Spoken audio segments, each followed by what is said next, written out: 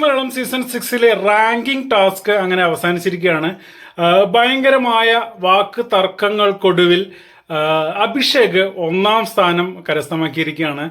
രണ്ടാം സ്ഥാനത്ത് വന്നിട്ടുള്ളത് ജിൻഡോ ആണ്. മൂന്നാം സ്ഥാനത്ത് അർജുൻ, നാലാം സ്ഥാനത്ത് ശ്രീതു, അഞ്ചാം സ്ഥാനത്ത് ഋഷി, ആറാം സ്ഥാനത്ത് സായി. അങ്ങനെയാണ് സ്ഥാനമാനങ്ങൾ ഇങ്ങനെ പോകുന്നത്. ഏറ്റവും ലാസ്റ്റ് നന്ദനയാണ്. 12ാം സ്ഥാനത്ത് അപ്സര, 11ാം സ്ഥാനത്ത് നോറ. അങ്ങനെ സ്ഥാനങ്ങൾ അങ്ങനെ പോകുന്നു. ഇവിടെ ഏറ്റവും കൂടുതൽ ഒന്നാം സ്ഥാനത്തിന് വേണ്ടിയിട്ടുള്ള തർക്കങ്ങൾ നടന്നപ്പോൾ ഓരോ പോയിന്റുകൾ എണ്ണി എണ്ണി എണ്ണി ഓരോരുത്തർ പറയാൻ കാരണങ്ങൾ അവർക്കുണ്ട്. പക്ഷെ അവരെ ഒന്ന് സപ്പോർട്ട് ചെയ്യാൻ ആരും ഉണ്ടായിരുന്നില്ല.